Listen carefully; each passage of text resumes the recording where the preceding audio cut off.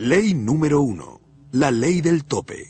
La capacidad de liderazgo determina el nivel de eficacia de una persona. A menudo comienzo mis conferencias sobre el liderazgo explicando la ley del tope, porque esta ayuda a la gente a entender el valor del liderazgo. Si usted puede asirse de esta ley, podrá visualizar el impacto increíble del liderazgo en cada aspecto de la vida. La capacidad de liderazgo es el tope que determina el nivel de eficacia de una persona. Cuanto menor es la capacidad de dirigir de un individuo, tanto más bajo está el tope de su potencial. Cuanto más alto está su nivel de liderazgo, tanto mayor es su eficacia. Por ejemplo, si su liderazgo obtiene una puntuación de 8, su eficacia no puede obtener más de 7. Si su liderazgo es únicamente de 4 puntos, su eficacia no es más de 3. Su capacidad de liderazgo, para bien o para mal, siempre determina su eficacia y el impacto potencial de su organización. Permítame referirle una historia que ilustra la ley del tope. En 1930, dos jóvenes hermanos llamados Dick y Maurice se mudaron de New Hampshire a California en busca del sueño americano. Acababan de salir de la escuela de bachillerato y eran muy pocas las oportunidades que había en su pueblo natal. Partieron rumbo a Hollywood, donde finalmente encontraron empleo en un estudio de cinematografía. Después de un tiempo, abrieron un teatro en Glendale, una ciudad a 5 millas al noroeste de Hollywood. Sin embargo, a pesar de todos sus esfuerzos, no les fue posible hacer que el negocio resultara rentable. Los hermanos tenían un fuerte deseo de triunfo, de modo que siguieron buscando mejores oportunidades para un negocio. Finalmente, en 1937, se les ocurrió algo que sí funcionó. Abrieron un pequeño restaurante Ryan en Pasadena, al este de Glendale. La gente del sur de California se había hecho muy dependiente de sus autos y la cultura estaba cambiando para adaptarse a esta realidad, lo cual incluía los negocios. El pequeño restaurante Ryan de Dick y Maurice resultó un éxito extraordinario, y en 1940 los hermanos decidieron mudar sus operaciones a San Bernardino, ciudad a 50 millas al este de Los Ángeles, donde la clase trabajadora experimentaba una prosperidad repentina. Construyeron una instalación más grande y expandieron su menú de salchichas, patatas fritas y gaseosas para incluir emparedados de carne y cerdo a la barbacoa. El negocio floreció, las ventas anuales llegaron a $2,000 y cada hermano recibía una ganancia de $50,000 cada año, suma que los colocó en la élite económica de la ciudad. En 1948, la intuición les dijo que los tiempos estaban cambiando e hicieron modificaciones a su negocio. También aumentaron la eficiencia del proceso de servicio, redujeron su menú y se concentraron en vender hamburguesas. Redujeron los costos y el precio a los clientes y también crearon lo que llamaron el sistema de servicio rápido. La cocina se convirtió en algo así como una línea de ensamblaje, en la que cada persona se concentraba en servir con rapidez. La meta de los hermanos era servir la orden de cada cliente en 30 segundos o menos. Y tuvieron éxito. A mediados del decenio de los 50, el ingreso anual llegó a $350,000, y ya para entonces Dick y Maurice recibían cada uno una ganancia anual de $1,000. ¿Quiénes eran estos dos hermanos? Sus nombres eran Dick y Maurice McDonald. Así es, los fundadores de las hamburguesas McDonald's. Ellos habían ganado el premio gordo norteamericano. Y el resto, como se dice, es historia. ¿No es cierto? Incorrecto. Los McDonald's no llegaron más lejos porque su débil liderazgo puso un tope a su capacidad de triunfo. Es muy cierto que los hermanos McDonald tenían su futuro económico asegurado. Su restaurante era uno de los más rentables en todo el país. La genialidad de los hermanos consistía en el servicio al cliente y la organización de la cocina. Ese talento contribuyó a la creación de un nuevo sistema de servicio de comida y bebida. De hecho, ellos fueron tan conocidos en los círculos de servicios de alimentos que la gente comenzó a escribirles y a visitarlos de todas partes del país para aprender más de sus métodos. Llegaron a un punto en que recibían 300 llamadas y cartas cada mes. Esto les dio la idea de lanzar al mercado el concepto McDonald's. Fue una forma de hacer dinero sin tener que abrir ellos mismos otro restaurante. Comenzaron a poner en práctica esta idea en 1952, pero el esfuerzo resultó un fracaso catastrófico. La razón fue muy simple. No tenían el liderazgo necesario para aplicar la idea en forma eficaz. Dick y Maurice eran buenos propietarios de restaurantes. Sabían cómo dirigir un negocio, crear sistemas eficientes, reducir costos y aumentar las ganancias. Eran gerentes eficientes, pero no eran líderes. Sus patrones de pensamiento pusieron un tope a lo que hubieran podido hacer y llegar a ser. En la cumbre de su éxito, Dick y Maurice se hallaban exactamente contra la ley del tope. Entonces, en 1954, los hermanos cerraron un trato con un hombre llamado Ray Kroc, quien sí era un líder. Tan pronto visitó el negocio, tuvo la visión de su gran potencial. Pudo ver en su mente al restaurante en toda la nación, en cientos de mercados. Al poco tiempo cerró un trato con Dick y Maurice, y en 1955 creó McDonald's System Incorporated, llamado posteriormente McDonald's Corporation. Kroc inmediatamente compró los derechos a una franquicia, a fin de poder usarla como modelo y prototipo para vender otras franquicias. Entonces comenzó a formar un equipo y a erigir una organización para convertir a McDonald's en una entidad nacional. Y en 1961, por la suma de $2.7 millones, Kroc compró los derechos exclusivos de los hermanos McDonald y procedió a convertir la compañía en una institución norteamericana y en una entidad mundial. El tope en la vida y el liderazgo de Ray Kroc era obviamente mucho más alto que el de sus predecesores. En los años que Dick y Maurice McDonald habían intentado otorgar la franquicia de su sistema de servicio de comida, solamente pudieron vender el concepto a 15 compradores, y solo 10 de estos realmente abrieron restaurantes. Por otra parte, el tope de liderazgo en la vida de Ray Kroc iba por las nubes. En 1955 y 1959, Kroc tuvo éxito en la apertura de 100 restaurantes.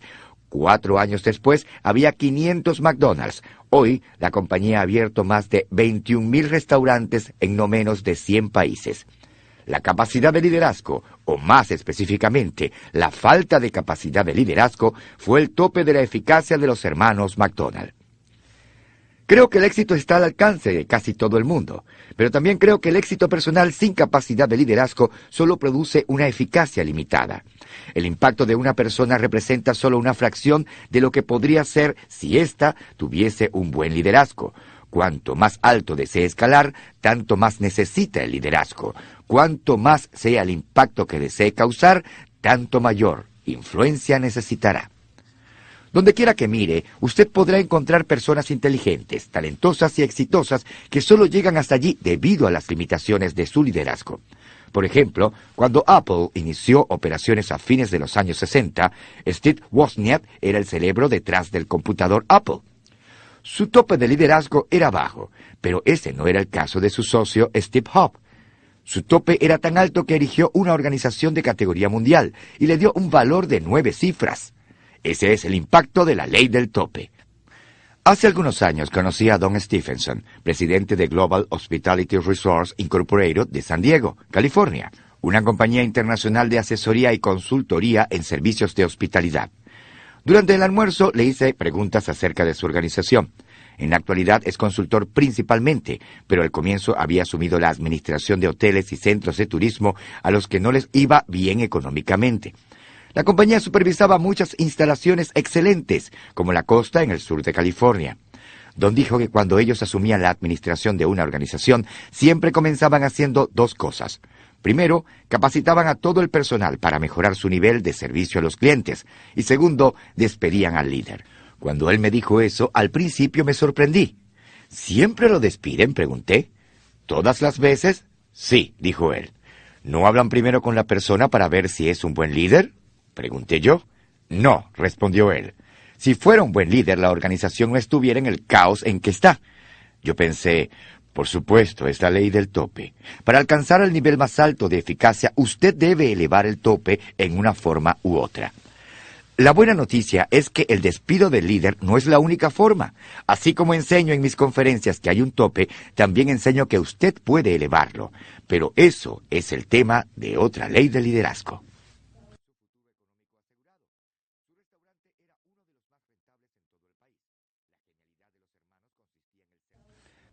Ley número 2. La ley de la influencia. La verdadera medida de liderazgo es la influencia. Nada más, nada menos. Si usted no influencia, nunca podrá dirigir a otros. ¿Cómo entonces se puede medir la influencia? La siguiente historia responde esta pregunta.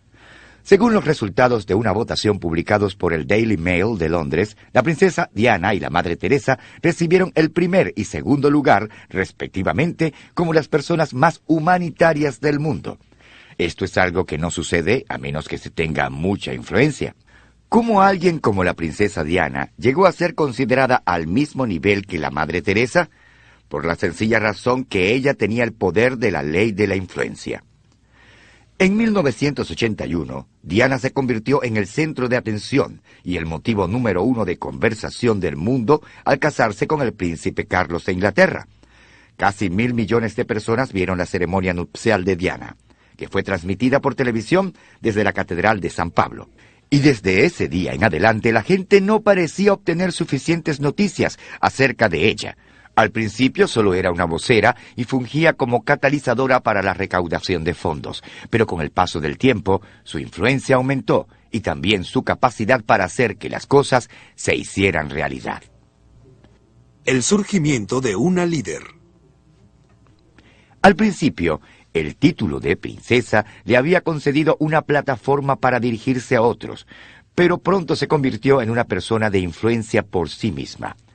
En 1996, cuando se divorció del príncipe Carlos, perdió su título, pero esa pérdida no disminuyó en lo absoluto su impacto sobre otros.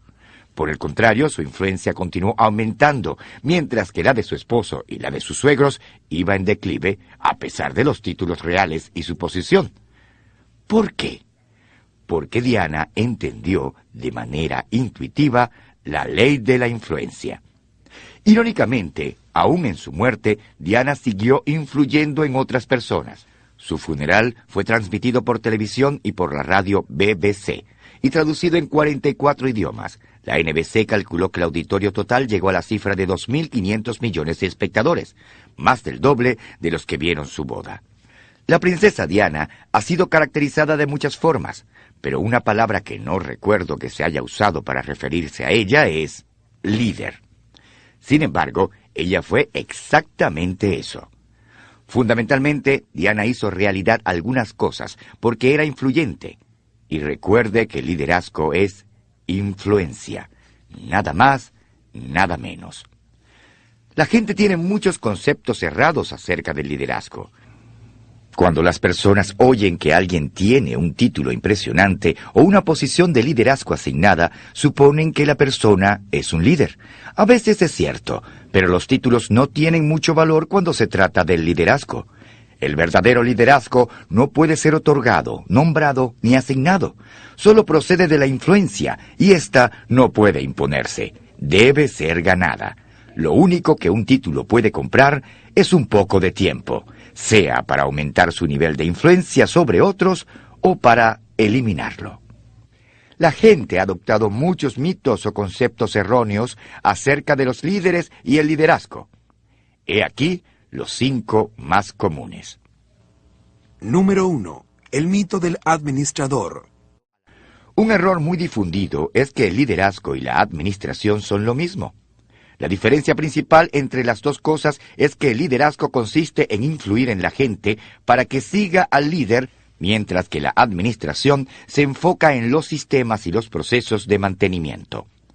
Como antiguo presidente y jefe principal de la Chrysler, Lee Iacocca comentó a manera de parodia: algunas veces, hasta el mejor administrador se asemeja al muchacho que pasea un perro grande y espera a ver dónde quiere ir el animal para entonces llevarlo allá. Número 2. El mito del empresario. Con gran frecuencia la gente supone que todos los vendedores y empresarios son líderes, pero no siempre es así.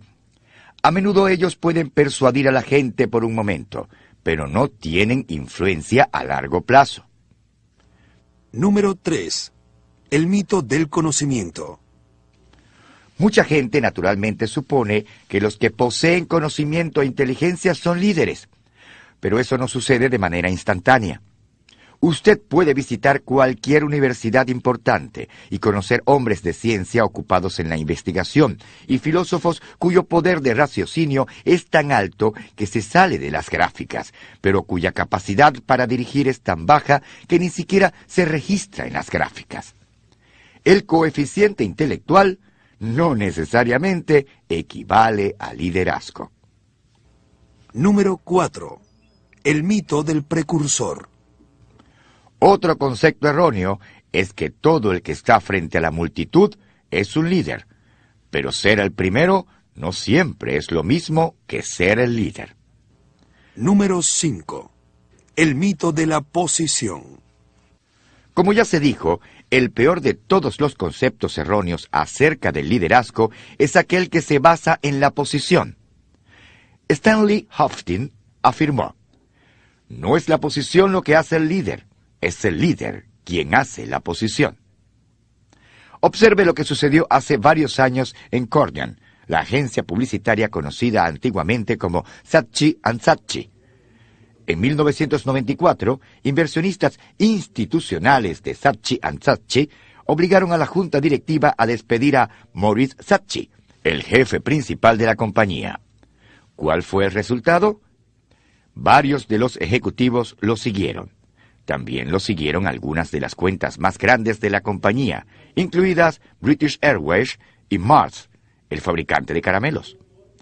La influencia de Saatchi era tan grande que su partida ocasionó que las acciones de la compañía bajaran inmediatamente de 8 a 4 dólares por acción. Lo que sucedió fue resultado de la ley de la influencia. Saatchi perdió su título y su posición, pero siguió siendo el líder. Personalmente aprendí la ley de la influencia cuando, después de graduarme en la universidad, acepté mi primer trabajo en una pequeña iglesia en la parte rural de Indiana. Entré con todas las credenciales. Fui contratado como pastor principal, lo que significaba que tenía la posición y el título de líder en esa organización. Tenía el título universitario adecuado. Hasta había sido ordenado. Además, mi padre me había preparado, un pastor excelente y notable, líder de la denominación. Todo esto servía para preparar un atractivo currículum vitae, pero no me convertía en un líder. Para cuando acepté mi siguiente posición, 3 años después, ya había aprendido la ley de la influencia.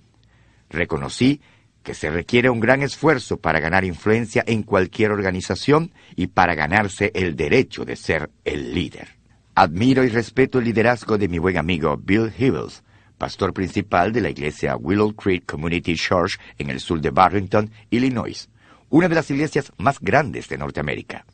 Bill dice que él cree que no hay empresa de más intenso liderazgo en la sociedad que la iglesia. Mucha gente de negocios que conozco se sorprende cuando oye esta declaración, pero creo que Bill tiene razón. ¿En qué se basa para creer esto? El liderazgo por posición no funciona en las organizaciones voluntarias. Si un líder no tiene fuerza o influencia, no es eficaz. En otras organizaciones, la persona que tiene una posición tiene una fuerza increíble. En la milicia, los líderes pueden usar su rango y, si todo lo demás falla, se manda a los soldados a la cárcel militar. En los negocios, los jefes tienen una tremenda fuerza en forma de salario y beneficios. La mayoría de los seguidores desean cooperar cuando su sustento está en juego. Sin embargo, en las organizaciones voluntarias, como las iglesias, lo único que funciona es el liderazgo en su forma más pura. Lo único que ayuda a los líderes es su influencia. Y como observó Harry A. Overstreet, la esencia misma de todo poder para influir estriba en hacer que la otra persona participe. Los seguidores en organizaciones voluntarias no pueden ser obligados a subir a bordo. Cuando compartí esa observación con un grupo de unos 150 jefes principales de la industria automovilística, vi cómo se encendían bombillas en toda la sala. Y un consejo que les di realmente hizo que se emocionaran. Voy a compartir con usted el mismo consejo. Si usted es una persona de negocios y realmente quiere descubrir si su gente puede dirigir, mándelos a ofrecer voluntariamente su tiempo al servicio de la comunidad. Si puede lograr que algunas personas lo sigan mientras sirven en la Cruz Roja, en un asilo de United Way o en su iglesia local, entonces sabrá que realmente tiene influencia y capacidad de liderazgo. Una de mis historias favoritas que ilustra la ley de la influencia tiene que ver con Abraham Lincoln. En 1832, años antes de convertirse en presidente, el joven Lincoln reunió un grupo de hombres para combatir en la guerra contra Black Hawk. En esos días, La persona que reunía una compañía voluntaria para la milicia, por lo general se convertía en su líder y asumía el rango de comandante. En este caso, Lincoln obtuvo el rango de capitán. Pero Lincoln tenía un problema. No sabía nada de milicia. No tenía experiencia militar y no sabía nada acerca de tácticas. Le costaba recordar los procedimientos militares más sencillos. Por ejemplo, un día iba marchando con varias docenas de hombres a lo largo de un campo y debía guiarlos a través de una puerta hacia otro campo. Pero no supo cómo hacerlo. Al referir luego el incidente, Lincoln dijo: «Ni por mi propia vida pude recordar la palabra de mando correcta para que los soldados de mi compañía se pusieran uno detrás del otro. Finalmente, cuando nos acercábamos a la puerta, grité: «Esta compañía romperá filas por 2 minutos y luego formará filas otra vez al otro lado de la puerta».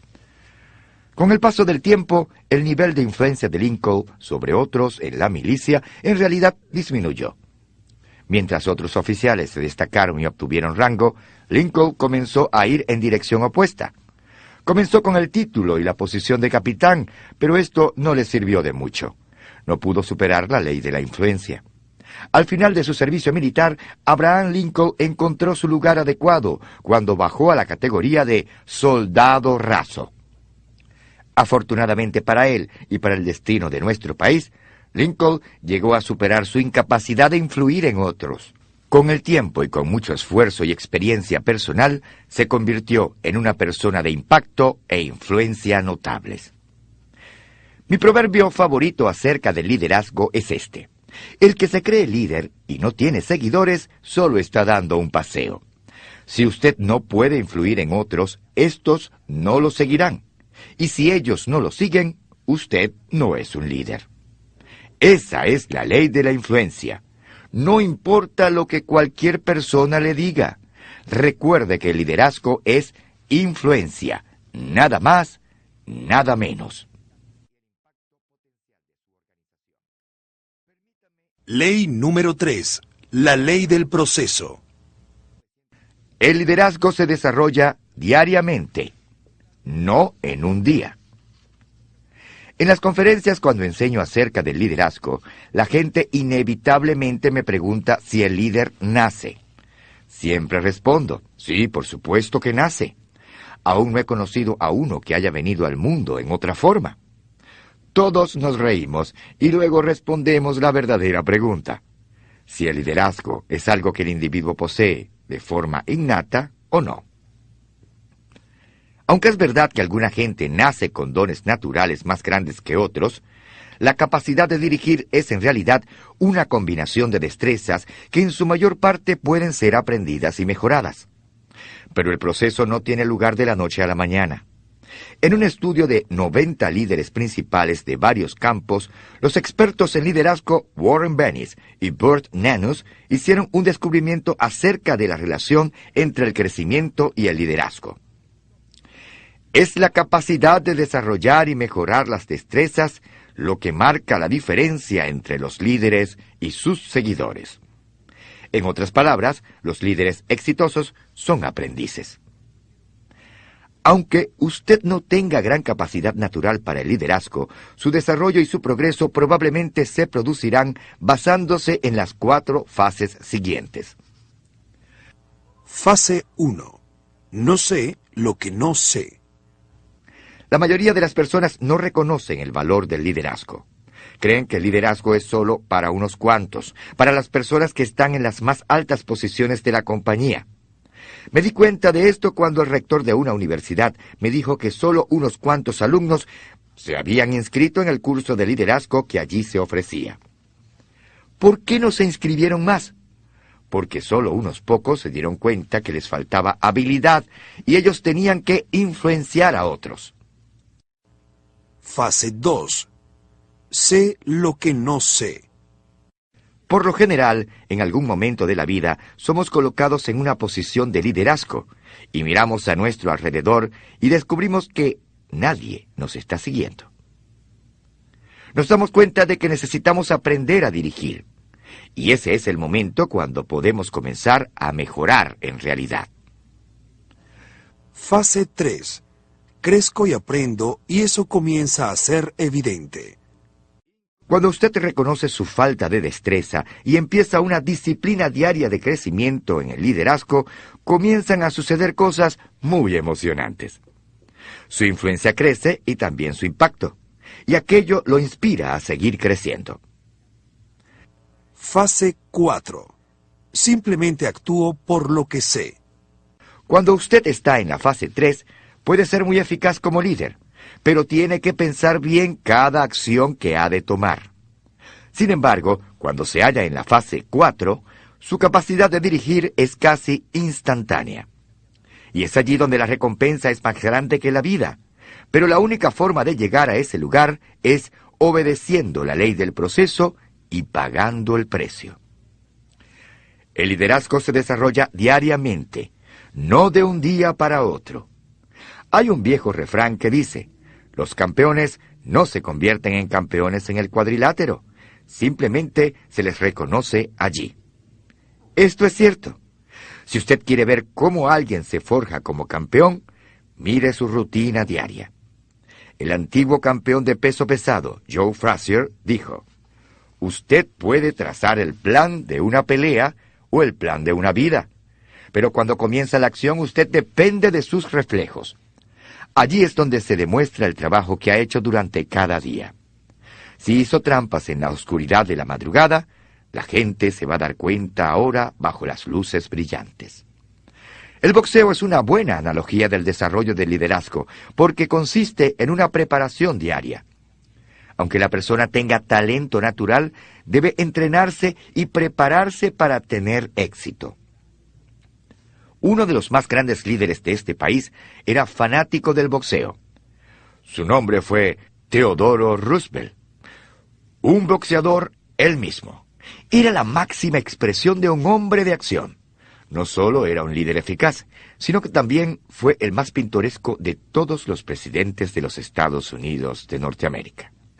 En distintos momentos de la vida, Roosevelt fue vaquero en el oeste norteamericano, explorador y cazador de caza mayor, y soldado de caballería en la guerra contra España. Su entusiasmo y vigor parecían ilimitados. De todos los líderes que ha tenido esta nación, Roosevelt fue uno de los más fuertes, física y mentalmente. Pero no comenzó así. El presidente vaquero de Estados Unidos de Norteamérica era débil y muy enfermizo cuando niño. Sufría de asma debilitante, tenía muy mala visión y era terriblemente delgado. Sus padres no creían que sobreviviría. Cuando tenía 12 años, su padre le dijo, «Tienes la mente, pero no tienes el cuerpo, y sin la ayuda del cuerpo, la mente no puede llegar tan lejos como debiera. Debes desarrollar el cuerpo». Y Roosevelt lo hizo. Roosevelt comenzó a dedicar un tiempo todos los días a cultivar su cuerpo y su mente, y lo siguió haciendo por el resto de su vida. En años posteriores, Roosevelt evaluó su progreso y admitió que cuando niño era nervioso y tímido. Sin embargo, dijo él, al leer acerca de las personas a las que admiraba y conociendo a mi padre, sentía gran admiración por hombres audaces que se mantienen firmes en el mundo, y yo tenía un gran deseo de ser como ellos. Cuando Roosevelt se graduó en Harvard, era como uno de ellos. La lista de hechos de Roosevelt es notable. Bajo su liderazgo, los Estados Unidos de Norteamérica emergió como una potencia mundial. Ayudó al país a desarrollar una marina de guerra. Bajo su mandato se construyó el Canal de Panamá. Negoció la paz entre Rusia y Japón, y durante ese proceso obtuvo el Premio Nobel de la Paz. Y cuando el pueblo cuestionó su liderazgo, tomó la presidencia después del asesinato de McClain. Hizo campaña y fue reelegido por el mayor número de votantes que jamás hubiera elegido a un presidente hasta ese momento. Como era siempre un hombre de acción, al completar su período presidencial en 1909, inmediatamente viajó a África, donde dirigió una expedición auspiciada por el Smithsonian Institution. Unos cuantos años después, con la colaboración de otro líder, dirigió una expedición a un río inexplorado de Brasil. Esta era una aventura de aprendizaje que no podía desaprovechar. Él admitió posteriormente que fue su última oportunidad de ser niño. Tenía 55 años. El 6 de enero de 1919, en su hogar en Nueva York, Theodore Roosevelt murió mientras dormía. Entonces el vicepresidente Marshall dijo: la muerte tenía que llevárselo dormido, porque si Roosevelt hubiera estado despierto, hubiera habido una pelea. Cuando lo levantaron de su lecho, encontraron un libro debajo de su almohada. Hasta el último momento, Theodore Roosevelt estaba luchando por aprender y mejorarse a sí mismo. Aún se hallaba practicando la ley del proceso. Si usted desea ser líder, le tengo buenas noticias. Puede serlo. Todo el mundo tiene el potencial, pero no es algo que se alcanza de la noche a la mañana. Y absolutamente no podrá pasar por alto la ley del proceso. El liderazgo no se desarrolla de un día para otro. Toma toda una vida.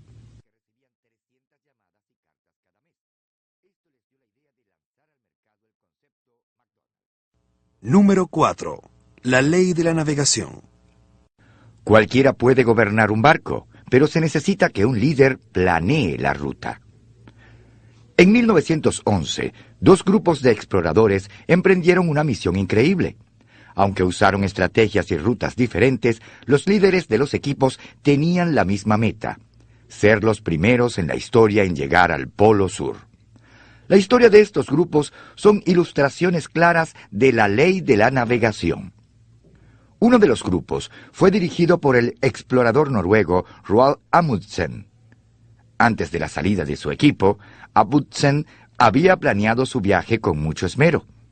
Estudió los métodos de los esquimales y de otros experimentados viajeros del Ártico, determinando que su mejor plan sería transportar todo su equipo y todas sus provisiones en trineos tirados por perros. Al reunir su equipo, escogió expertos esquiadores y entrenadores de perros. Su estrategia era sencilla. Los perros harían la mayor parte del trabajo, mientras el grupo avanzaba de 15 a 20 millas en un período de 6 horas cada día. Esto daría suficiente tiempo tanto a los perros como a los hombres para descansar cada día después de una jornada. La previsión y la atención que Amundsen dio a los detalles fueron increíbles. Ubicó y surtió depósitos de provisiones a lo largo de toda la ruta. De esa manera, su grupo no tendría que llevar cada parte de la provisión durante todo el viaje. También equipó a su grupo con la mejor ropa posible. Amundsen había considerado detenidamente todo aspecto posible del viaje.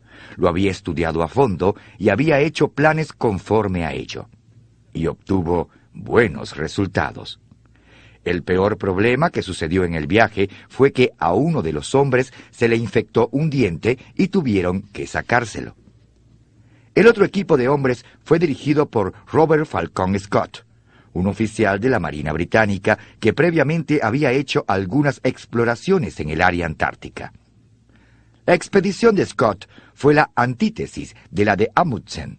En vez de usar trineos tirados por perros, Scott decidió usar trineos motorizados y caballos. Sus problemas comenzaron cuando los motores de los trineos dejaron de funcionar solo a 5 días de haber comenzado el viaje. Los caballos tampoco viajaron bien en esas temperaturas glaciales. Cuando llegaron al pie de las montañas antárticas, fue necesario sacrificar a todos esos pobres animales. Como resultado, los miembros del equipo quedaron arrastrando aquellos trineos de 200 libras. Fue un trabajo arduo.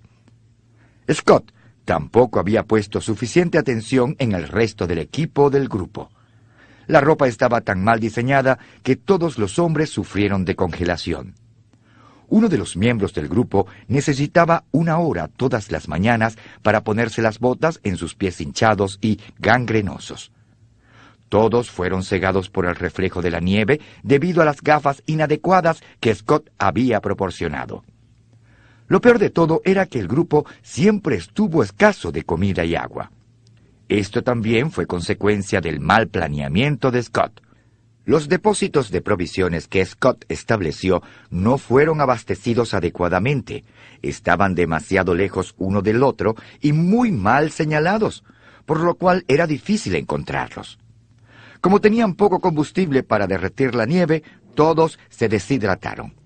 Las cosas empeoraron aún más porque Scott tomó la decisión de último minuto de llevar consigo a un quinto hombre, aunque solo tenía provisiones suficientes para 4.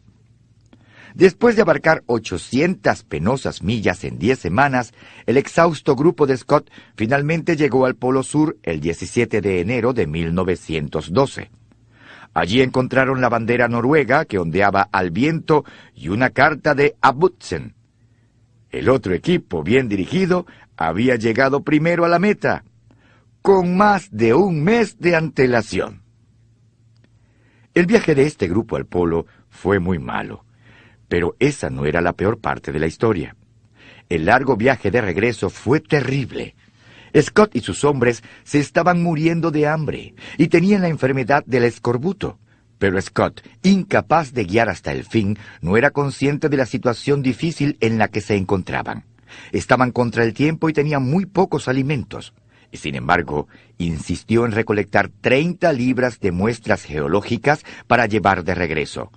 Más peso que aquellos hombres, ya exhaustos, iban a tener que cargar. El progreso del grupo era cada vez más lento. Uno de los hombres murió. Otro, a propósito, se lanzó a una ventisca para librar al grupo de la responsabilidad de cargar con él. Scott y los 2 hombres que quedaban solo avanzaron un poco más al norte antes de darse por vencidos. El viaje de regreso ya había tomado 2 meses y aún faltaban 150 millas para llegar al campamento base. En aquel lugar murieron.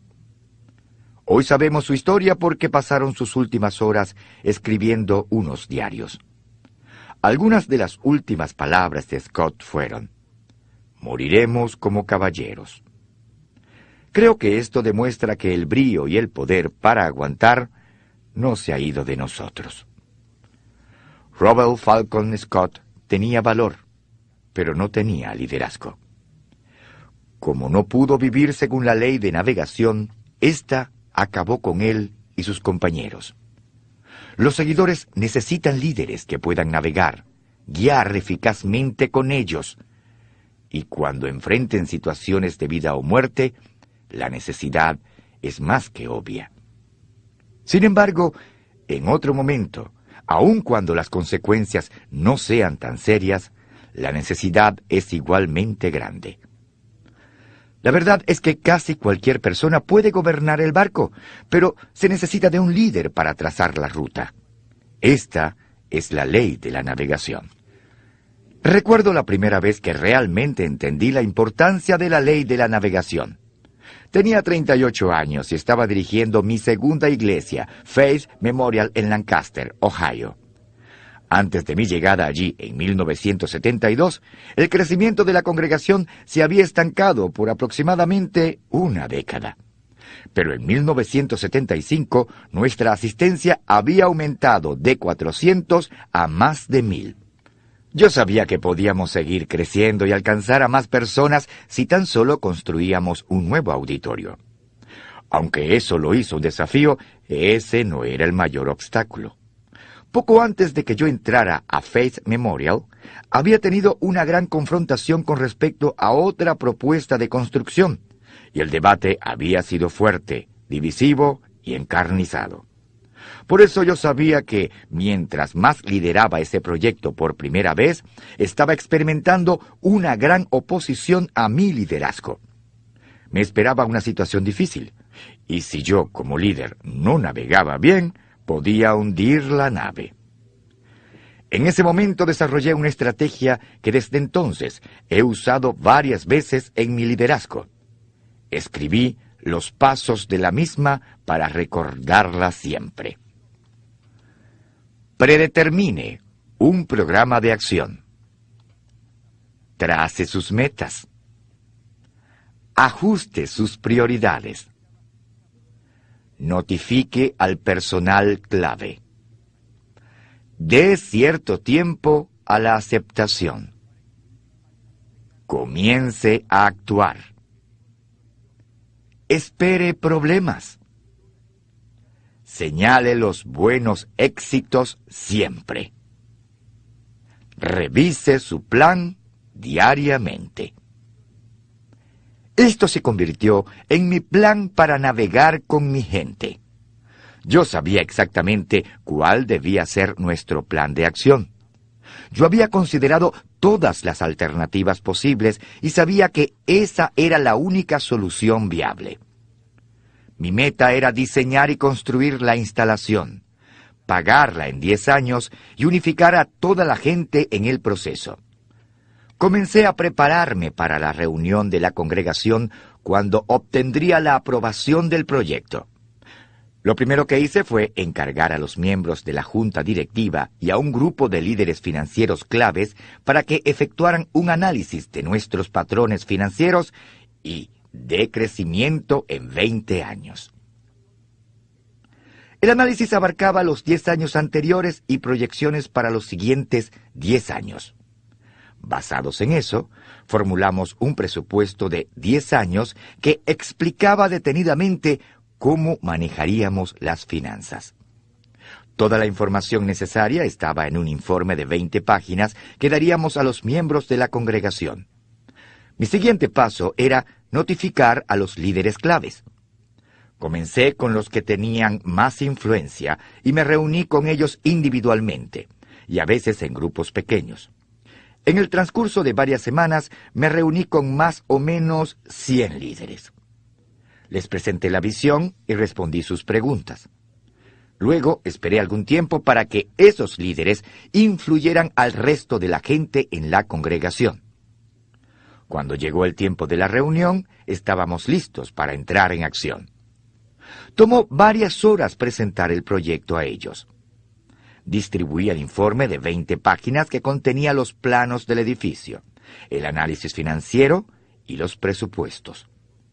Traté de responder todas las preguntas que pudiesen existir antes de que tuvieran la oportunidad de preguntar. También pedí a algunas de las personas más influyentes de la congregación que dijeran unas palabras sobre el proyecto a las personas. Yo esperaba cierta oposición, pero cuando concedí la palabra para dar lugar a las preguntas, me quedé pasmado.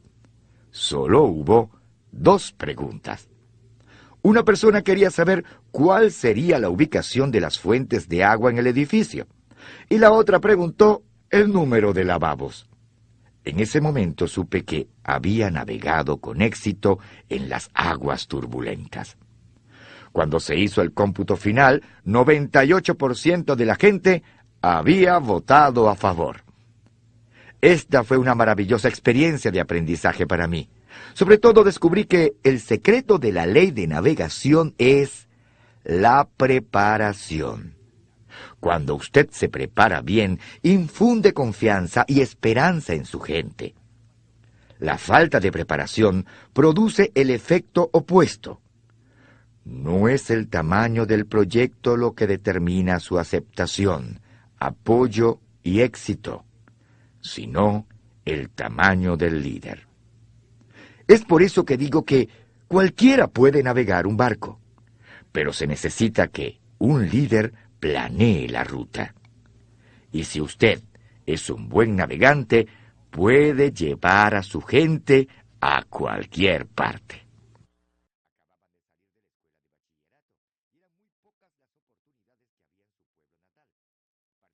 Número 5. La ley de E.F. Hutton. Cuando un verdadero líder habla, la gente escucha. Los líderes jóvenes y sin experiencia, por lo general, entran con toda confianza a una sala llena de gente para luego descubrir que han hecho un mal juicio sobre la dinámica de liderazgo de la situación.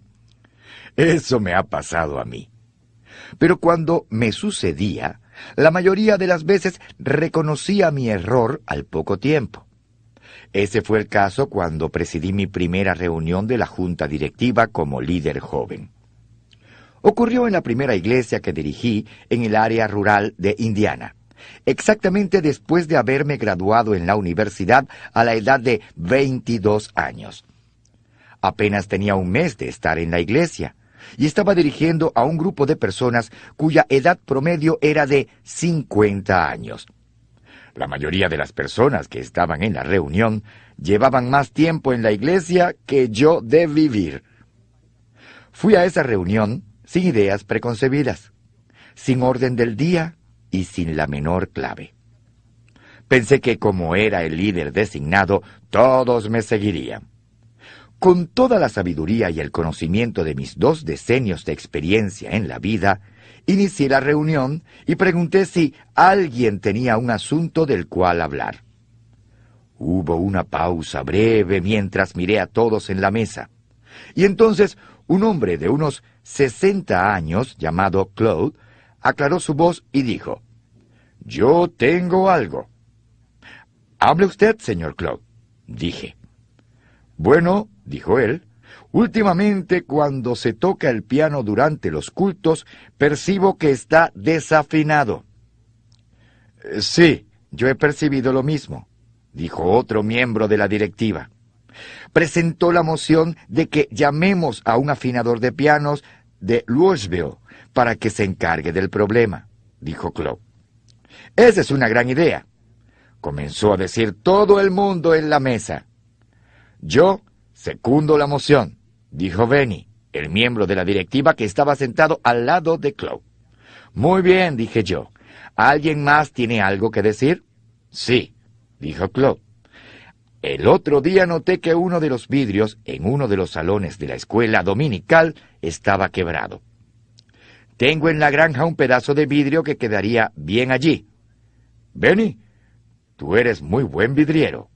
¿Por qué no colocas el vidrio?» «Seguro, Claude», dijo Benny. «Con gusto lo haré». «Bien, hay otra cosa más», dijo Claude. «El picnic de este año estaba pensando que tal vez debemos hacerlo en el lago. Creo que sería bueno para los niños». «Oh, eso sería perfecto, buena idea», comenzó a decir todo el mundo. «Hagámoslo oficial», dijo Benny. Todos asintieron con la cabeza y esperaron a ver si Claude tenía algo más que decir. «Eso es todo», dijo Claude. «Pastor, ¿por qué no cierra con una oración?» Y eso fue lo que hice. Ese fue casi todo el contenido de mi primera reunión de la junta directiva. Y también fue el día en que supe quién era el verdadero líder en esa iglesia. Yo ocupaba el cargo, pero Claude tenía el poder. Fue así como descubrí la ley de E. F. Hutton. Es probable que usted haya oído de E. F. Hutton, la compañía de servicios financieros. Hace años su lema era: cuando E. F. Hutton habla, la gente escucha. Tal vez usted recuerda los antiguos anuncios comerciales de televisión. Típicamente el escenario era un restaurante concurrido u otro lugar público. 2 personas estaban hablando de asuntos financieros, y la primera persona repetía algo que su agente de bolsa había dicho respecto a cierta inversión. La segunda persona decía: «Bueno, mi agente de bolsa es E. F. Hutton, y E. F. Hutton dice». En ese momento, cada persona en el bullicioso restaurante paraba en seco, volvía el rostro y escuchaba lo que el hombre iba a decir. Por eso llamo a esta verdad de liderazgo la ley de E. F. Hutton. Cuando el verdadero líder habla, la gente escucha. Cuando aprenda la ley de E. F. Hutton, no tendrá dificultad para descubrir quién es el verdadero líder en casi todas las situaciones. Por ejemplo, vaya a la reunión de un grupo de personas que no conozca y obsérvelas durante 5 minutos. Pronto sabrá quién es el líder. Cuando alguien hace una pregunta, ¿a quién mira la gente? ¿A quién esperan escuchar? La persona a la que miran es el verdadero líder. Haga la prueba. La próxima vez que esté en una reunión, observe alrededor de usted. Muy probablemente notará la diferencia entre estos 2 tipos de líderes. Los líderes por posición hablan primero. Los líderes verdaderos hablan después. Así es, si nota una disparidad entre la persona que dirige la reunión y la persona que dirige a la gente, la persona que dirige la reunión no es el verdadero líder. Hace muchos años había un juego en la televisión llamado Decir la Verdad. Funcionaba de la siguiente manera. Al comienzo del espectáculo había 3 concursantes que decían ser la misma persona. Uno de ellos estaba diciendo la verdad. Los otros 2 eran actores. Había un panel de jueces compuesto por celebridades. Estos jueces se turnaban para hacer preguntas a las 3 personas. Y cuando se terminaba el tiempo, cada panelista adivinaba cuál de las 3 personas estaba diciendo la verdad. Muchas veces los actores fanfarroneaban también que engañaban a los panelistas y al mismo público. Cuando se trata de identificar a un líder, la tarea puede ser mucho más fácil, si recuerda qué cosas está buscando. No escuche las afirmaciones de la persona que profesa ser el líder. En lugar de eso, observe las reacciones de la gente alrededor que rodea a esa persona. La prueba del liderazgo se encuentra en los seguidores. Ahora le pregunto lo siguiente. ¿Cómo reacciona la gente cuando usted habla? Cuando usted expresa algo, ¿la gente escucha? Quiero decir, ¿escucha realmente? ¿O espera escuchar a otra persona antes de actuar? Usted puede descubrir mucho acerca de su nivel de liderazgo si tiene el valor de hacerse esta pregunta y responderla. Ese es el poder de la ley de E. F. Hutton. Número 6. La ley del terreno firme. La confianza es el fundamento del liderazgo. Para ganar la confianza de los demás, el líder debe ser ejemplo de las siguientes cualidades: aptitud, conexión y carácter. La gente perdonará errores ocasionales relacionados con la capacidad, especialmente si son conscientes de que usted es un líder en proceso de crecimiento. Pero no confiarán en un individuo con fallas en el carácter. A este respecto, aún equivocaciones ocasionales pueden resultar letales. Todos los líderes eficaces saben esta verdad. El presidente de la junta directiva y jefe principal de Pepsi-Cola Company dice lo siguiente: la gente tolera errores honestos, pero si usted viola la confianza de ellos, le será muy difícil recuperarla. Norman Schwarzkopf afirmó ese mismo principio cuando dijo: el liderazgo es una potente combinación de estrategia y carácter. Pero si usted debe prescindir de uno de los 2, prescinda de la estrategia. Usted no puede separar el carácter y la credibilidad relacionados con el liderazgo. Estos siempre van de la mano. Anthony Harrigan, presidente del Consejo Empresarial e Industrial de los Estados Unidos de Norteamérica, dijo: el papel del carácter ha sido siempre el factor clave en la grandeza y en la caída de las naciones. Podemos estar seguros de que los Estados Unidos de Norteamérica no es la excepción a esta regla histórica. No sobreviviremos como país porque somos más inteligentes o más sofisticados, sino porque somos, eso creemos, más fuertes en nuestro interior. En pocas palabras, el carácter es el único baluarte eficaz contra las fuerzas internas y externas que provocan la desintegración o el derrumbe de un país. El carácter crea confianza, y la confianza hace posible el liderazgo. Esta es la ley del terreno firme. Cuando uno dirige individuos, es como si éstos consintieran en hacer un viaje con uno. Su carácter predice en qué irá a parar ese viaje. Si tiene un buen carácter, cuanto más largo es el viaje, tanto mejor se ve. Pero si tiene fallas de carácter, cuanto más largo es el viaje, tanto peor se vuelve. Eso es verdad porque a nadie le gusta pasar tiempo con una persona en quien no confía. El carácter comunica muchas cosas a los seguidores. Por ejemplo, el carácter comunica consecuencia.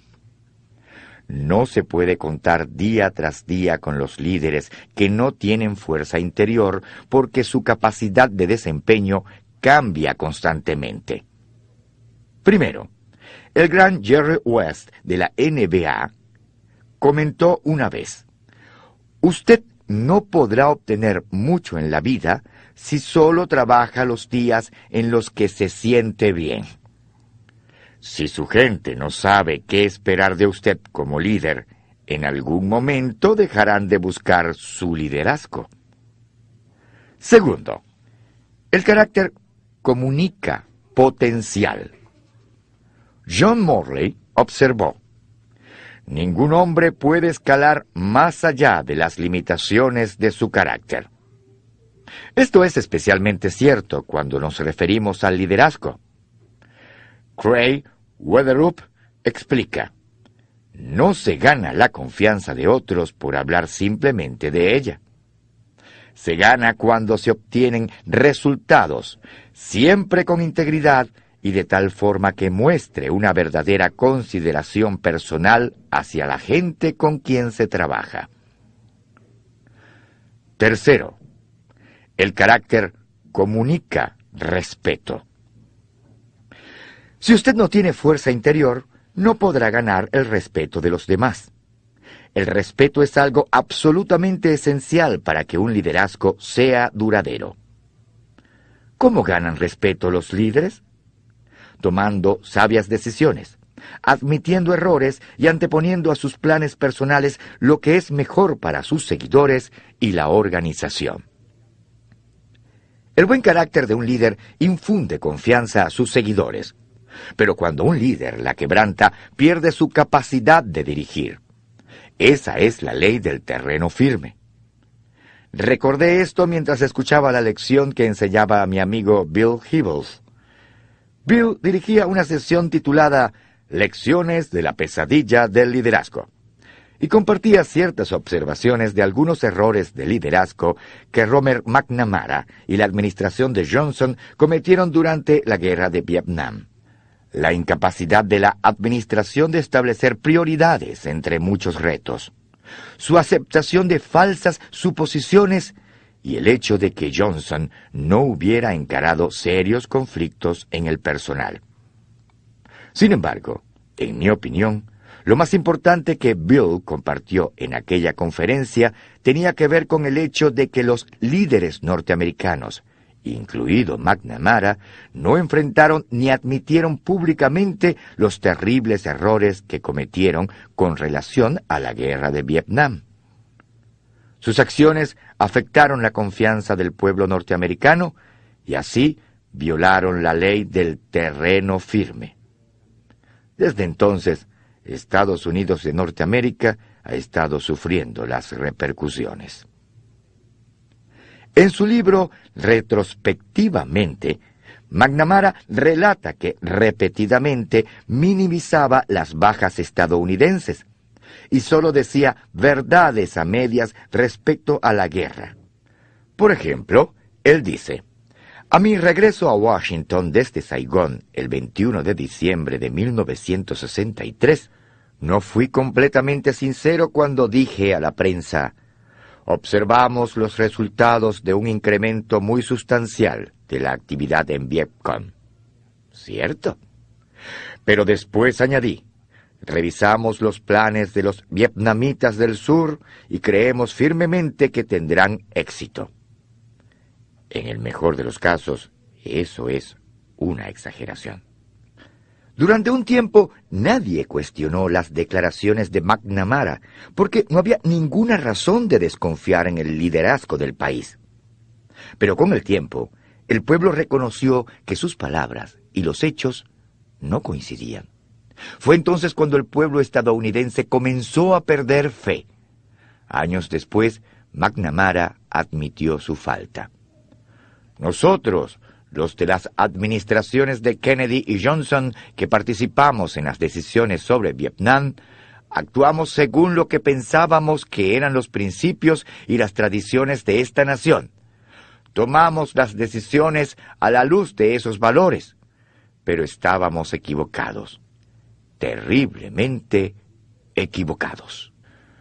Muchos dirían que la admisión de McNamara llegó 30 años y 58,000 víctimas tarde.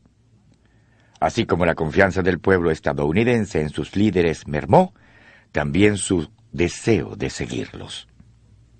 La era que había comenzado con la esperanza y el idealismo caracterizados por John F. Kennedy, terminó con la desconfianza y el cinismo asociados con Richard Nixon.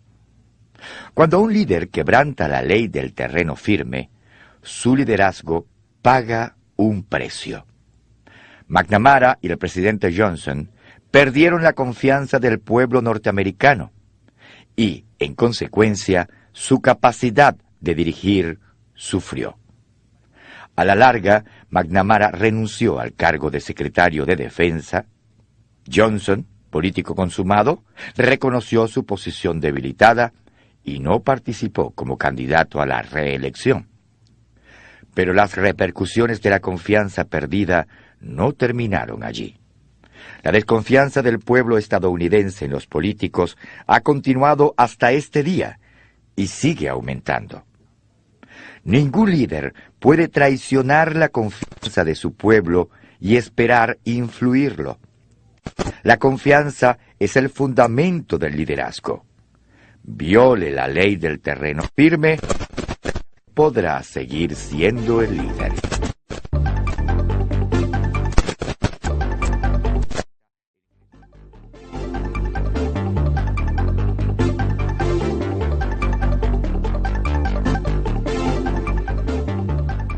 Número 7. La ley del respeto. Por naturaleza, la gente sigue a líderes que son más fuertes que ellos mismos. Si usted la hubiese visto, es probable que su primera reacción no hubiera sido de respeto. No era una mujer de aspecto muy impresionante. Tenía poco más de 1,5 metros de estatura. Casi llegaba a los 40 años y su piel era oscura y curtida. No sabía leer ni escribir. Usaba ropa gruesa y desgastada. Cuando sonreía, la gente podía ver que le faltaban los 2 dientes frontales superiores. El trabajo de esta mujer era intermitente. La mayor parte del tiempo aceptaba trabajos domésticos en hoteles pequeños, limpiando pisos, arreglando las habitaciones y cocinando. Pero casi todas las primaveras y los otoños desaparecía de su trabajo. Regresaba sin un céntimo y trabajaba nuevamente para reunir poco a poco el dinero que pudiese juntar. Cuando estaba presente en su empleo, trabajaba duro y parecía fuerte físicamente. Pero se sabe que también tenía ataques en los que de repente se quedaba dormida, a veces en medio de una conversación. Ella atribuía su aflicción a un golpe en la cabeza que le habían dado en una pelea durante su adolescencia. ¿Quién hubiera respetado a una mujer así? La respuesta es más de 300 esclavos que la siguieron a la libertad porque conocían y respetaban su liderazgo, al igual que casi todos los abolicionistas de Nueva Inglaterra. Era el año de 1857. El nombre de esta mujer era Harriet Tubman. Harriet Tubman tenía apenas unos 30 años cuando comenzó a ser llamada Moisés, por su habilidad de ir a la tierra de cautiverio y libertar del yugo de la esclavitud a muchas personas de su pueblo. Tubman nació esclava en 1820 y creció en los sembradíos de Maryland. A la edad de 24 años se casó con John Tubman, un hombre negro libre. Cuando ella le habló de escapar a la libertad del norte, él no quiso escuchar. Le dijo que si intentaba escapar, él la entregaría a las autoridades. Cuando ella decidió correr el riesgo e irse al norte en 1849, lo hizo sola, sin decirle una palabra. Sarah Bradford afirmó que Tutman le dijo: «Pensé esto bien. Había dos cosas a las que yo tenía derecho: la libertad o la muerte. Si no podía tener una, tendría la otra, porque ningún hombre me iba a capturar viva. Debía pelear por mi libertad mientras tuviera fuerzas, y cuando llegara el tiempo de marcharme, el Señor iba a permitirme que ellos me mataran». Tutman pudo llegar a Filadelfia, Pensilvania, por el Underground Railroad, una red secreta de escape de los negros libres, de los abolicionistas blancos y de los cuáqueros que ayudaban a los esclavos a escapar. Aunque ya era libre, juró que volvería a Maryland y libertaría a su familia. En 1850 hizo su primer viaje de regreso como conductora del Underground Railroad, alguien que sacaba y guiaba a los esclavos con la ayuda de simpatizantes a lo largo de todo el camino. Cada verano e invierno, Tutman trabajaba como doméstica, reuniendo poco a poco los fondos necesarios para hacer sus viajes de regreso al sur. Cada primavera y otoño arriesgaba su vida yendo al sur y regresando con más gente. Era intrépida y su liderazgo era inquebrantable. Entre 1850 y 1860, Harriet Tutman guió a más de 300 personas, incluidos muchos miembros de su propia familia. Hizo 19 viajes en total y se enorgullecía del hecho de que nunca perdió a una persona bajo su cuidado. «Mi tren nunca se descarriló», decía, «y nunca perdí un pasajero». Los blancos sureños pusieron a la cabeza de Tutman el precio de $12,000, una fortuna. Los negros del sur simplemente la llamaban Moisés. Al comienzo de la Guerra Civil había sacado más gente de la esclavitud que ningún otro norteamericano en la historia, blanco o negro, hombre o mujer. La reputación y la influencia de Tutman imponía respeto, y no solo entre los esclavos que soñaban con obtener su libertad. Norteños influyentes de ambas razas la buscaban.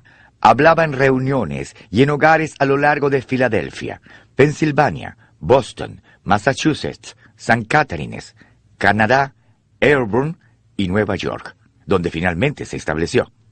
Gente prominente la buscaba, como el senador William Seward, que posteriormente se convirtió en el secretario de Estado de Abraham Lincoln, y el franco abolicionista y esclavo Frederick Douglass.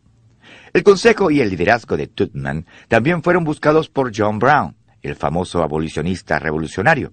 Brown siempre se refería a la antigua esclava como General Tutman, y se han citado sus palabras cuando dijo que ella era mejor oficial que la mayoría de los que él había visto, y podía dirigir un ejército con el mismo éxito que había dirigido sus pequeños grupos de fugitivos. Esa es la esencia de la ley del respeto.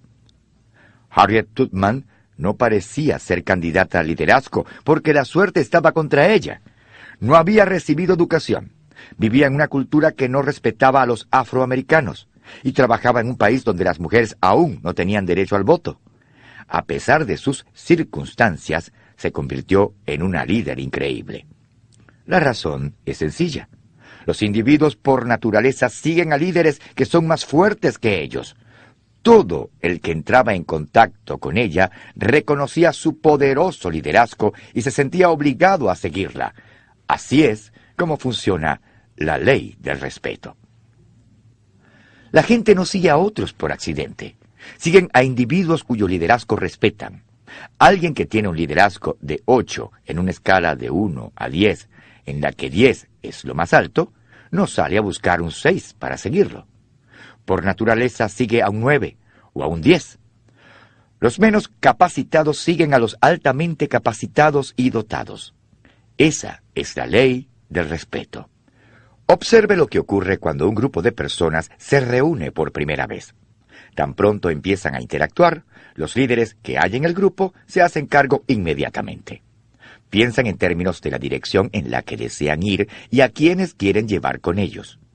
Al principio la gente se mueve tentativamente en varias direcciones, pero después de conocerse unos a otros, al poco tiempo reconocen los líderes más fuertes y los siguen. Usualmente, Cuanto más capacidad de liderazgo tiene una persona, tanto más rápido reconoce el liderazgo o la falta de éste en otros. Con el tiempo, la gente del grupo sube a bordo y sigue a los líderes más fuertes. Hacen eso o abandonan el grupo y siguen sus propios planes. Recuerdo haber oído una historia que muestra cómo la gente comienza a seguir a los líderes más fuertes. Ocurrió a principio de la década de los 70. Cuando Bill Walton, el central de baloncesto, ahora en el Salón de la Fama, entró al equipo de la Universidad de California, dirigido por John Wooden. Se cuenta que el entrenador les dijo a los jugadores que no se les permitiría tener vello facial. Walton, en un intento de asegurar su independencia, dijo que él no se afeitaría la barba. La respuesta sensata de Wooden fue: «Bueno, Bill, te vamos a extrañar». Walton se afeitó la barba. Hay muchas formas de medir el respeto de un seguidor a su líder, pero tal vez la prueba más grande de respeto se da cuando el líder hace un cambio grande en una organización. Yo pasé por esta prueba en 1997, cuando trasladé mi compañía Enjoy de San Diego, California, a Atlanta, Georgia. Tomé la decisión de trasladarnos en 1996 mientras iba en un crucero por China con mi esposa Margaret. Mientras hablábamos del traslado y nuestras expectativas, comencé a medir mi influencia con mis líderes principales. Después de repasar mentalmente mi historia personal con cada líder y la fuerza de mi liderazgo con ellos, calculé que 50% de ellos iba a acceder a desplazarse y trasladarse a lo largo del país conmigo y la organización. Margaret tuvo la misma opinión. Unos cuantos meses después, una vez que el presidente de Enjoy, Dick Peterson, y yo habíamos considerado todos los asuntos preliminares al traslado, comencé a acercarme a cada uno de mis líderes individualmente para informarles de la decisión de irnos a Atlanta. Uno tras otro me dijo que deseaba hacer el viaje. Yo esperaba que la mitad accediera a ir. Imagínense lo feliz que me sentí cuando descubrí que todos mis líderes principales iban a irse conmigo. 100%. ¿Por qué tantos hicieron el viaje? Sé que una de las razones es que esos líderes son personas que hacen la diferencia y desean ser parte de la visión de nuestra organización. Otra es que he invertido mucho tiempo y energía en mis relaciones con ellos y he añadido valor a su vida. Pero hay otra razón, la más importante para mí. Las razones que mencioné no habrían sido suficientes si yo hubiera sido un líder más débil. Como he pasado mi vida desarrollando mis técnicas de liderazgo, eso ha hecho posible que dirija a otros líderes fuertes. Las personas que son 9 y 10 no siguen a un 7. Así es como funciona el liderazgo. Ese es el secreto de la ley del respeto.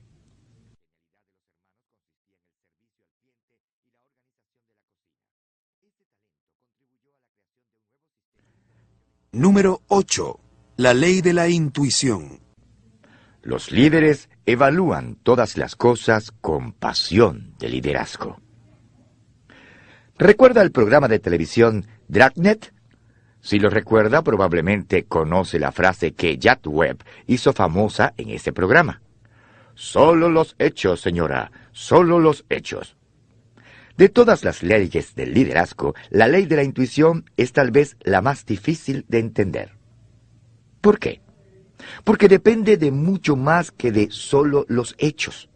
La ley de la intuición está basada en hechos, en el instinto y en otros factores intangibles. Y la realidad es que la intuición del liderazgo es por lo general el factor que distingue a los líderes más grandes de los que simplemente son buenos líderes. Permítame referirle una conversación que tuve hace varios años con Tim Elmore, un miembro del personal. Esta lo ayudará a entender mejor la ley de la intuición. Esto sucedió cuando vivíamos en San Diego, y 3 jugadores competían por la posición de mariscal de campo iniciador para el equipo de fútbol americano de los Chargers. Tim me preguntó quién creía yo que obtendría el trabajo, y sin titubear le dije Stan Humphries. ¿De veras?, respondió él. Yo pensé que él no tenía posibilidades. No es muy grande y dicen que su ética de trabajo en la sala de las pesas no es muy firme. En realidad no tiene la apariencia de un mariscal de campo. Eso no importa, le dije.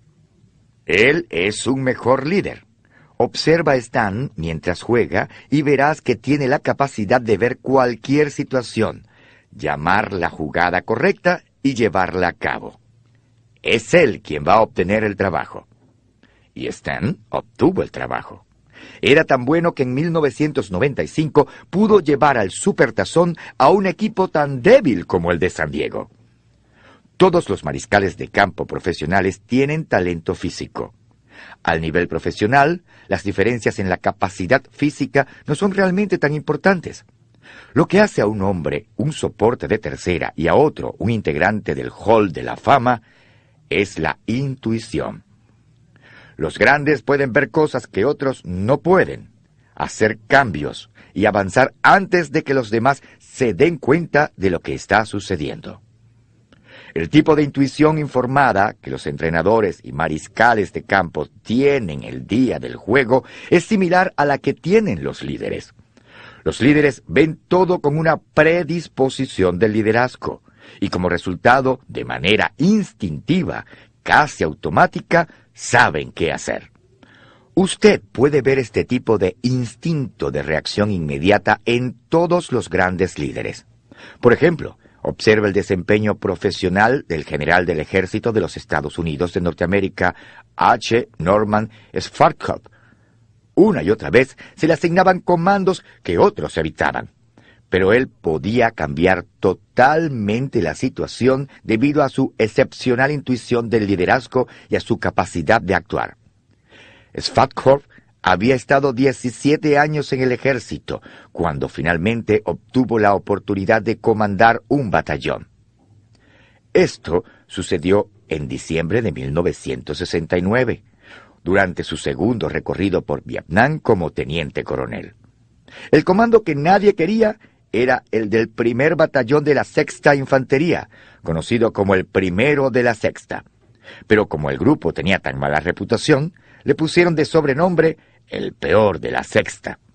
Un hecho que confirmaba esto era que cuando Schwarzkopf asumió el comando, le informaron que el batallón acababa de salir mal en la inspección anual. Había sacado una puntuación de 16 de un total de 100 puntos. Solo tenía 30 días para poner a estos hombres en forma. Después de la ceremonia de cambio de comando, Schwarzkopf conoció al comandante saliente, quien le dijo: «Esto es para usted», entregándole una botella de whisky escocés. «La va a necesitar. Bueno, espero que a usted le vaya mejor que a mí. Traté de dirigir lo mejor que pude, pero es un batallón malísimo, que tiene la moral muy baja y una pobre misión. Le deseo buena suerte». Y después de decir esto, se marchó. La intuición de Schwarzkopf le dijo que estaba ante una situación terrible, pero era peor de lo que había imaginado. Su predecesor no tenía idea de lo que era el liderazgo. El hombre que nunca había salido de la seguridad del campamento base para inspeccionar sus tropas, y los resultados habían sido espantosos. Todo el batallón estaba en caos. Los oficiales eran indiferentes. No se estaban siguiendo los procedimientos básicos de seguridad y los soldados estaban muriendo innecesariamente. El comandante saliente tenía razón. Era un batallón malísimo, con la moral muy baja, pero no era culpa de este. Según la descripción de Schwarzkopf, era obvio que el antiguo comandante no tenía la capacidad de interpretar la situación y había fallado como líder a su gente. Durante las semanas que siguieron, la intuición de Schwarzkopf le dio algunas claves y tomó ciertas medidas. Implementó procedimientos militares, volvió a entrenar las tropas, formó a sus líderes y dio a los hombres dirección y propósito. Cuando llegó la hora de la inspección a los 30 días, obtuvieron una puntuación aceptable. Y los hombres comenzaron a pensar de sí mismos: «Oye, podemos hacerlo bien, podemos tener éxito, ya no somos el peor de la sexta». Como resultado, menos hombres murieron, la moral se elevó y el batallón comenzó a cumplir su misión con eficacia. El liderazgo de Schwarzkopf fue tan fuerte y el cambio que produjo fue tan eficaz que después de pocos meses de haber asumido el mando, su batallón fue escogido para llevar a cabo misiones más difíciles. El tipo de misiones que solo podría realizar un grupo disciplinado, bien dirigido y con una moral muy alta. Debido a su intuición, los líderes evalúan todo con una gran predisposición típica del liderazgo. Alguna gente nace con una gran intuición del liderazgo. Otros tienen que hacer un gran esfuerzo para desarrollarla y pulirla. Pero independientemente de cómo se produzca, el resultado es una combinación de habilidad natural y técnicas aprendidas. Esta intuición informada hace que los asuntos del liderazgo salten a la vista. La mejor forma de describir esta predisposición es la capacidad de percibir los factores intangibles, entenderlos y usarlos para alcanzar las metas del liderazgo. Cuando los líderes enfrentan un problema, automáticamente lo miden y comienzan a resolverlo, aplicando la ley de la intuición. Todo lo evalúan con la predisposición del liderazgo. Por ejemplo, usted puede tomar cómo entró en acción la intuición del liderazgo en Apple Computer. Casi todo el mundo conoce la gran historia de Apple. La compañía fue creada en 1976 por Steve Jobs y Steve Wozniak, en la cochera del padre de Jobs. 4 años después, el negocio se hizo público, abriendo acciones a $22 cada una y vendiendo 4.6 millones de acciones. De la mañana a la noche, hizo millonarios a más de 40 empleados e inversionistas. Pero la historia de Apple no es toda positiva. Desde aquellos primeros años, su éxito, el valor de las acciones y la capacidad de capturar clientes ha fluctuado mucho. Jobs se fue de Apple en 1985, presionado por una batalla con John Sculley, el jefe principal, antiguo presidente de la junta directiva de la Pepsi, que Jobs había empleado en 1983. Sculley fue sucedido por Michael Spindle en 1993, y luego vino Gilbert Amelio en 1996. Ninguno pudo restablecer el éxito previo de Apple. En sus días de gloria, Apple había vendido 14.6% de todas las computadoras personales en los Estados Unidos. En 1997 las ventas disminuyeron a 3.5%. En ese momento, Apple buscó nuevamente el liderazgo de su fundador, Steve Jobs. La gente de la compañía creía que él podía salvarla. Jobs estudió la situación en forma intuitiva e inmediatamente tomó medidas. Sabía que era imposible hacer mejoras si no se hacían cambios en el liderazgo, de modo que rápidamente despidió a todos los antiguos miembros de la junta, excepto 2 de ellos, e instaló nuevos. También hizo cambios en el liderazgo ejecutivo. Una vez que los nuevos líderes asumieron su cargo, Jobs estudió el enfoque de la compañía. Quería volver a las cosas básicas que Apple siempre había hecho mejor. Usar su individualidad para crear productos que hacían una diferencia. Jobs dijo: hemos revisado la lista de nuevos productos y eliminado 70% de los proyectos, y nos hemos quedado con el 30% que eran gemas. Además, estamos añadiendo nuevos productos que constituyen toda una nueva forma de ver las computadoras. También percibió un problema en el mercadeo de la compañía, de modo que despidió a la agencia publicitaria y puso 3 firmas a competir por la cuenta. Ninguna de estas medidas causó una sorpresa especial, pero Jobs también hizo algo que verdaderamente mostró la ley de la intuición en acción. Tomó una decisión que iba totalmente en contra del pensamiento previo de Apple. Fue un increíble salto intuitivo del liderazgo. Jobs hizo una alianza estratégica con el hombre que los empleados de Apple consideraban su archienemigo, Bill Gates. Rápidamente negociaron un trato que arregló el pleito legal contra Microsoft. Abrieron el camino para futuras sociedades y llevaron a la compañía mucho capital que era necesario. Esto fue algo que solo un líder intuitivo pudo haber hecho. No es de extrañar que cuando Hobbes anunció la nueva alianza en una reunión con los fieles de Apple, estos abuchearon. Pero en Wall Street, el valor de las acciones de Apple de inmediato subió vertiginosamente a un 33%. Parece que Apple está cambiando completamente. Antes del regreso de Hobbes, la compañía había reportado pérdidas trimestrales en el año anterior de más de $1,000 millones. Sin embargo, en el primer trimestre fiscal de 1998, Apple llegó a anunciar una ganancia neta de $47 millones. A la larga es difícil saber si la compañía volverá a tener su gran éxito anterior, pero ahora tiene al menos una oportunidad de luchar. El liderazgo es realmente más arte que ciencia.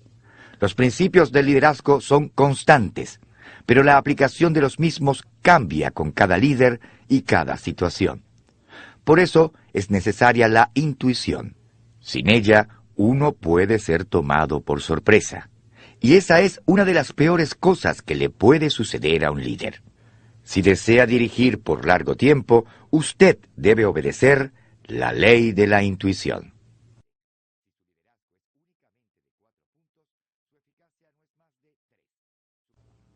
Número 9. La ley del magnetismo.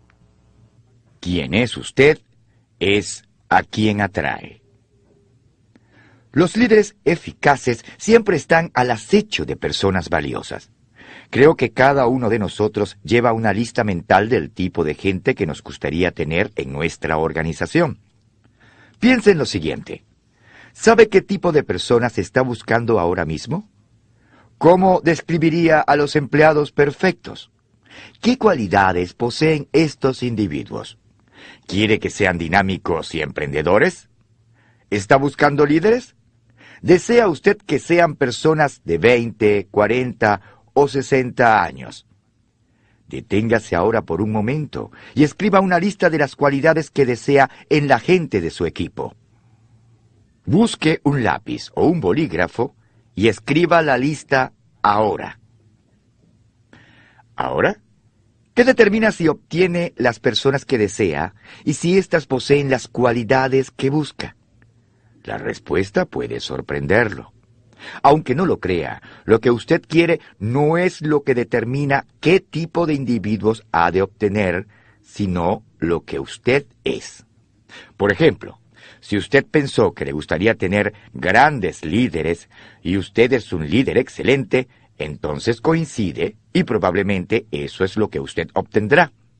Si desea gente emprendedora y usted posee esa cualidad, probablemente atraerá personas de esa calidad. En la mayor parte de las situaciones, usted atrae a personas que poseen sus cualidades. Esa es la ley del magnetismo. ¿Quién es usted? Es a quien atrae. Yo creo que no entendí realmente el impacto de la ley del magnetismo hasta que me trasladé a San Diego, California, y me convertí en el líder de la última iglesia que pastoreé. Mi predecesor en la iglesia Skyline era el Dr. Orville Butcher. Este era un hombre maravilloso, con magníficas cualidades. Una de ellas es su maestría musical.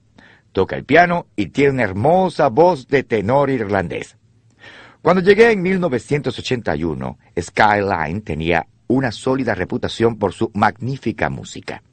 Era conocida a escala nacional por sus sobresalientes producciones musicales. ¿Por qué había tantos músicos excepcionales en Skyline? La respuesta se encuentra en la ley del magnetismo. La gente con talento musical era, por naturaleza, atraída al Dr. Butcher. Lo respetaban y lo entendían, compartían su motivación y sus valores, tenían los mismos intereses. Después de tomar el mando de la iglesia, el número de músicos nuevos disminuyó rápidamente. Aún teníamos más de lo que debíamos, porque el Dr. Butcher había creado un impulso y había dejado un maravilloso legado en ese aspecto.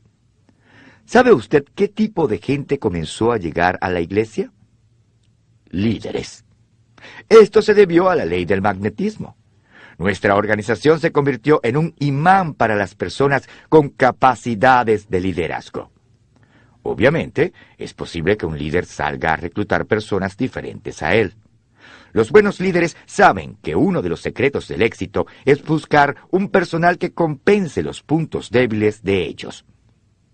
Así pueden concentrarse y funcionar en sus áreas fuertes, mientras otros se hacen cargo de asuntos importantes que en otra forma serían descuidados. Pero es muy importante que usted sepa que las personas diferentes no serán atraídas a usted instantáneamente.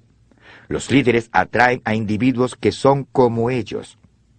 Tal vez usted ha comenzado a pensar en la gente que ha atraído a su organización. Tal vez esté pensando, un momento, ¿puedo mencionar 20 cosas que me hacen diferente a mi gente? Mi respuesta sería, por supuesto que puede. Pero las personas que se sienten atraídas a usted probablemente tengan más similitudes que diferencias, especialmente en unos cuantos aspectos clave. Observe las siguientes 6 características.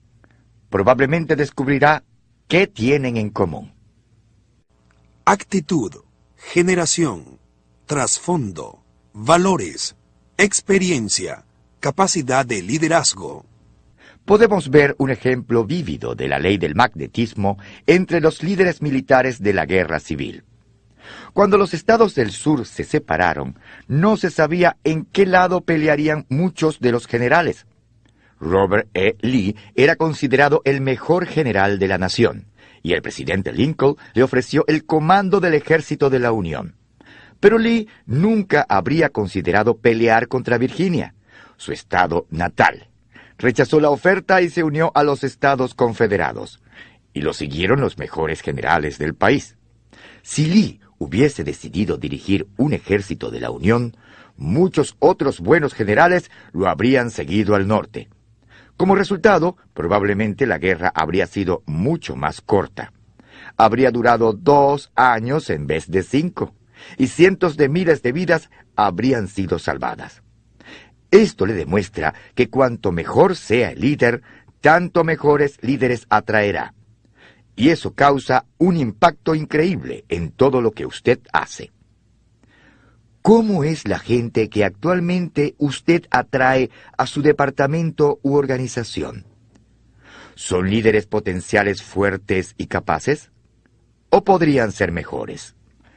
Recuerde que la buena calidad de ellos no depende del procedimiento de búsqueda de empleados, ni del Departamento de Recursos Humanos, ni de lo que usted cree que es la cualidad del grupo de solicitantes. Depende de usted. Quien es usted es a quien atrae. Esa es la ley del magnetismo.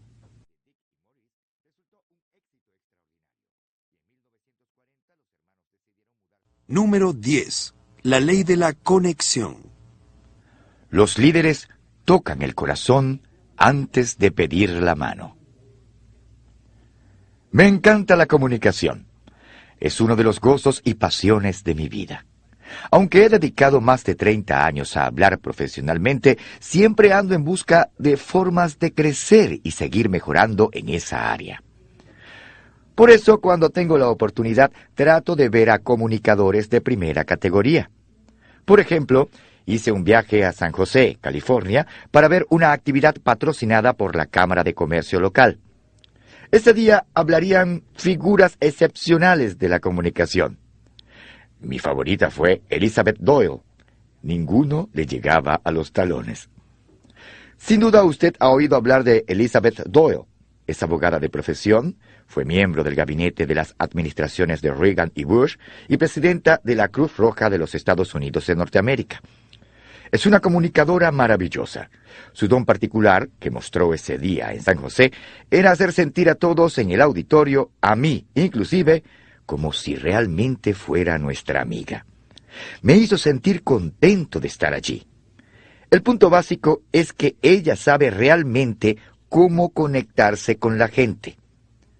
En 1996 mostró esta capacidad a todo el país cuando habló en la Convención Republicana Nacional. Si usted la vio por televisión, sabe de lo que estoy hablando. Cuando Elizabeth Doyle se paró frente al público esa noche, sintió que ella era su mejor amiga. Pudo hacer una sorprendente conexión con la gente. Yo también pude sentir esa conexión, aunque estaba sentado en la sala de mi casa cuando miraba por televisión. Al terminar su discurso, yo la hubiera seguido a cualquier parte. En esa convención también estaba Bob Doyle, el esposo de Elizabeth, lo que no era una sorpresa, pues él era el nominado por el Partido Republicano para la presidencia. Todo el que miró pudo apreciar la gran diferencia entre las técnicas de comunicación de ambos oradores. Elizabeth era afectuosa y accesible, pero Bob era estricto y distante. Durante toda su campaña nunca pareció poder conectarse con la gente. Muchos factores entran en juego en la elección del presidente de los Estados Unidos de Norteamérica, pero uno de ellos es la capacidad del candidato de conectarse con su auditorio. Hay mucho escrito acerca de los debates entre Kennedy y Nixon en las elecciones de 1960. Una de las razones del éxito de Kennedy fue que pudo conectarse con los telespectadores.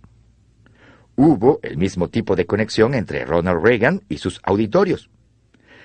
Creo que Bob Doyle es un buen hombre, pero también sé que nunca se conectó con el pueblo.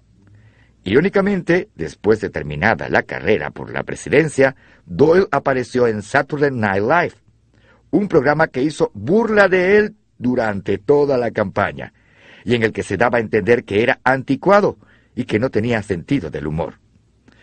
Cuando apareció en él, Doyle dio la imagen de una persona relajada, accesible y capaz de reírse de sí misma.